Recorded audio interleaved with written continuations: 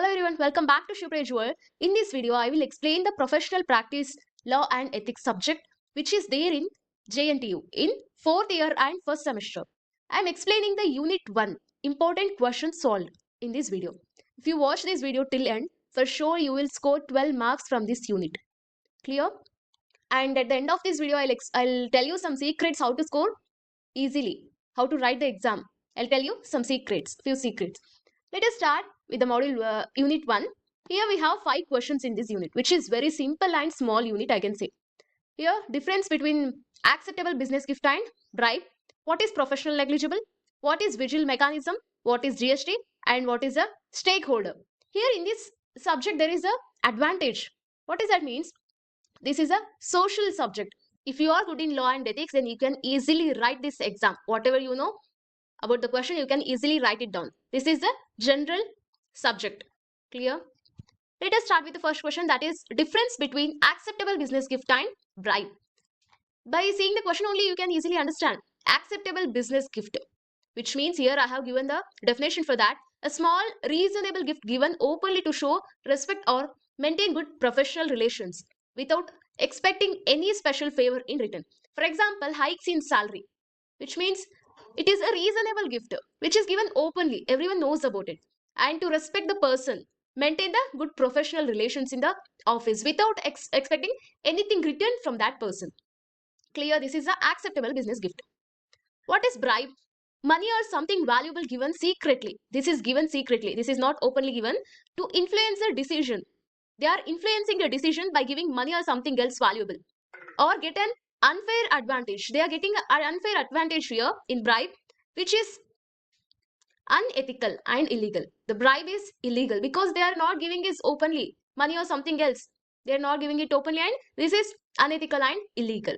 If you understand the meaning of these two, you can easily write down the differences. Let us understand one by one. Acceptable business gift means a small reasonable token. This is reasonable token. Here, something valuable given to influence a decision. If they're not bothered about the decision, whether it is right or wrong, they are influencing a decision. This is valuable given to influence a decision. Acceptable business gift given openly and transparently. It is given in front of everyone. This is given secretly or privately to influence a decision or something else illegal. No favor is expected in return. Here in this case, there is no favor expected in return. Here, a favor or benefit is expected in return. That's why they are influencing a decision. They are giving something valuable. Follows company rules and ethics. In this case, they are giving openly and they follows the company rules and ethics, everything. It violates the rules, ethics. This is illegal because they are giving illegally. That's why it violates the rules, which is illegal. Use it to show respect or goodwill. They are giving something to show the respect and goodwill. It is used to gain unfair advantage. They are giving something you privately, means this is unfair advantage, right? They are gaining unfair advantage, usually of low value. This is low value. This is usually of high value or cash, because something illegal is happening. They will give high value cash. Properly recorded or declared. They will declare in front of everyone. Here not recorded and kept hidden, because they are doing privately. That's why it is kept hidden and not recorded. It promotes good professional relations. Yes. Here it promotes the corruption and unfair practices. Based on this, you can write anything, whatever you understand and know. Ethical and socially acceptable, this one. This is unethical and punishable by law because they are doing something illegal. Here maintain trust and professionalism. They are maintaining that. Here damages the trust and professional reputation. Clear with this? They may ask for 5 marks, 6 marks, anything. You have to write based on the marks given. Don't write everything. If they have asked it for 2 marks, 5 marks, you have to write 2 to 5 according to marks. Don't write everything. If they ask the definitions, you have to write these two. Clear? Let us move to the next question. What is professional negligence? Here, by the name itself, it says that a person is professional in that, but he is very negligible in that. Let us understand. Professional negligence is when a professional fails to do their job with proper care and skill, causing harm and loss to others, which means a professional fails to do their job with the proper skill and care. A person is there who is not doing the work properly. Clear? Which causes the harm and loss to others.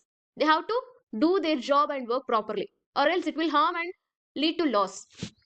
It means not doing the job with proper care or skill. Clear? Happens when the professional acts carelessly or irresponsibly. For example, you go to a bakery and ask for a cake. The shop owner doesn't respect your words. He doesn't respond to your words. Then that means he acts carelessly and irresponsibly. Clear? Includes giving wrong advice. Sometimes giving the wrong advice is also professional negligence, wrong decisions, or poor quality work. If I am asking something, he's not giving properly means that is poor quality work. Causes harm. This causes harm, loss, injury, inconvenience to others. Clear? These are the drawbacks of this professional negligence. Shows lack of professionalism and ethical behavior. The person doesn't know how to act professionalism and ethical behavior. He don't know. Reduces trust in the profession, which means when you go to bakery and ask for a cake, he don't give you or he doesn't respond to you properly, which shows lack of professionalism, clear, and ethical behavior. Reduces trust in the profession. You don't go to that shop again. You don't go to that bakery. That reduces the trust on that shop or anything. Affects public confidence because you don't want to go there again when the behavior is not that good. The professionalism is not there. You don't go there. Common in fields like engineering, medicine, law, and finance. In these fields, you can see the professional negligence. Professionals must follow rules. These engineers, medicine, in law and finance field, they have to follow the rules, standards, and safety guidelines to avoid negligence. They have to avoid the negligence by what? By following the rules, standards, and safety guidelines. Continuous learning and updating skills helps to prevent the negligence. How to prevent the negligence means continuous learning, by continuous learning and updating the skills. Proper documentation, checking work, acting responsibly are the keys to avoid the negligence. These are all the few keys to avoid the negligence. This is all about the professional negligence. If you understand something, what is the professional negligence, then you can easily write down the answer in your own way. Okay. And the next question is, what is vigil mechanism? The vigil mechanism is a system in an organization that allows employees to report unethical activities safely and confidently. For example, if you are working in any company and there are some unethical activities are going on, you can easily report that confidently and safely. Clear? That is vigil mechanism. Let us understand step by step. It helps employees report fraud, corruption, or misconduct. If anything corruption or fraud happening in a company, you can easily report it. The employee can easily report it. Protects whistleblowers from the punishment or revenge. You can easily protect from the punishment or revenge by doing the vigil mechanism because you are reporting before. Keeps the identity of the person secret. Whatever you report, it keeps your identity secret only. Ensures fair and unbiased investigation of complaints. When you report a complaint, it is unbiased investigation. It is not biased. It will go and check particular person and ask a question. It doesn't happen like that. Promotes transparency and ethical behavior. Here the ethical behavior and transparency is the rules that follows. Prevents misuse of power and unethical practices. Here we can, by doing this, we can easily prevent the misuse of power and unethical practices. Builds trust within the organization. When you take the initiation to do the report, when the fraud and corruption is happening, then you can easily build the trust within the organization because no one will be ready to do the fraud and corruption inside the organization. Then automatically build the trust within the organization. A special committee or officer handles the reports. Who will handle the reports means a special officer or the committee, special committee. Supports good corporate governance. Here it supports the good corporate governance. Encourages employees to speak up against the wrongdoing. It is the vigil mechanism is just to encourage the employees to speak up against the wrongdoing, unethical practices. This is all about the vigil mechanism. And the next question is, what is GST? GST means goods and service tax. It is single indirect tax in India that replaces many old taxes. It is replaced by many old taxes in India. It is charged on the supply of goods and services. Why it is charged means the supply of goods and services. By the name itself says that goods and services tax. GST stands for goods and service tax. It is a single unified indirect tax for the whole country. It is indirect tax for the whole country.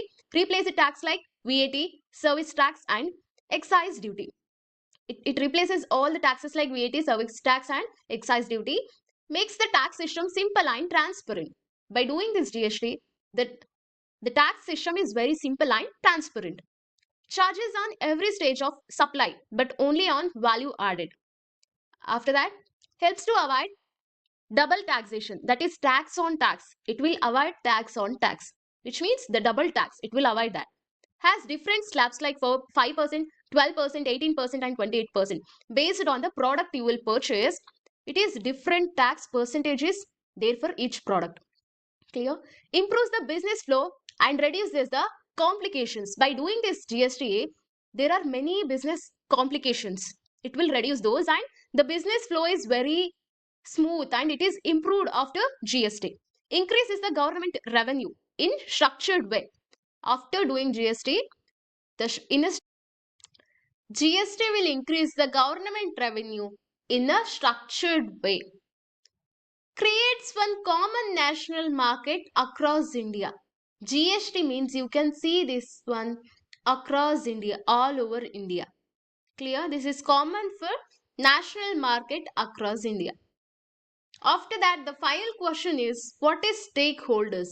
Here, the stakeholder is any person or group, the group of people that is affected by the actions, decisions, or performance of the organization. The person who is affected, the person or the group who is affected by the actions, decisions, and performance of an organization is called stakeholders. Whenever they ask the definition, you have to write down this in the part A. Clear? In part B, if they ask, you have to write down definition along with the meaning, everything about the stakeholders. Stakeholders are people or group connected to an organization. Clear? They can be internal or external. Internal stakeholders includes the employees, managers, and owners.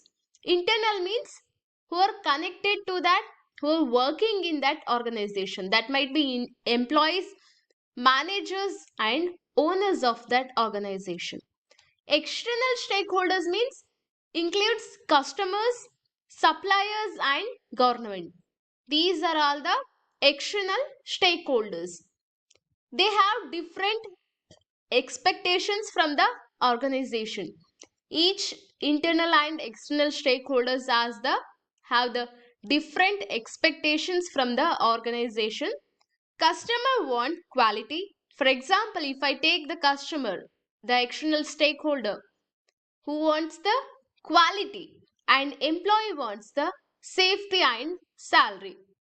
If I take the internal stakeholder, that is employee who want safety and salary. Clear? Each and everyone are expecting from that organization. Government wants taxes and legal compliances. Yes, right. Government, it will take the tax from that organization. Clear? Government is the external stakeholder. It will take the tax of that organization and legal compliances. After that, organizations must consider stakeholder needs. For example, customer, employee, manager, supplier, and government. Whatever the needs they have, the organization must consider those needs. Good stakeholder management builds the trust and reputation. If the management stakeholder is good, then it will build the trust and reputation of that organization. Ignoring stakeholders leads to conflict and loss of the goodwill. For example, if they ignore to pay the tax to the government, that is external stakeholder, they have to face the conflicts. Clear? Clear about the stakeholders? Here completes the unit 1. We have 5 questions which are very important and repeated ones. If you are still watching this video, then for sure you are the one who will get 12 marks from this unit. Clear? I have told something in the starting that I will tell you some secrets that how to score easily. That first thing is, what is professional negligence? They have asked a question. Here you have to write the definition. After that, point wise you have to write down and highlight the key points. Why it will happen, what are all the things to avoid the professional negligence. You have to Highlight the key points. You have to write the definition and write it in point wise. Highlight the key points. This is very important, and do not scratch on the question paper. Write it neatly. Maintain the neatness in the answer paper. And time management is very important in any subject, because this is a theory subject. You have to maintain the time, manage the time. You just take 10 to 15 minutes for each question. Okay, don't take more than 15 minutes. Which question you know very well, then try to answer that first. What you don't know, write it later. If you don't know also, you can manage by writing something related to that. Clear? What you know, write it first. The first priority is for what you know. Then you can easily write it down. The less time is required for that. What you don't know, if you start to write that first, you will take more time to write that question. Clear? That's why write what you know first. Later you can easily write what you don't know. Just related to that question, write anything. Don't leave any question blankly. Clear? Try to write something related to that question if you don't know also. Okay? Something is better than nothing. That's why try to write something. Fill the answer paper related to that question. Clear? This is all about the unit 1. If you found this helpful, then subscribe to Shivpraj World and share this video with your friends who are struggling in professional practice, law and ethics, and any subject. If you want me to explain any particular subject or topic, then comment below, let me know. Thank you very much. See you in the unit 2 video.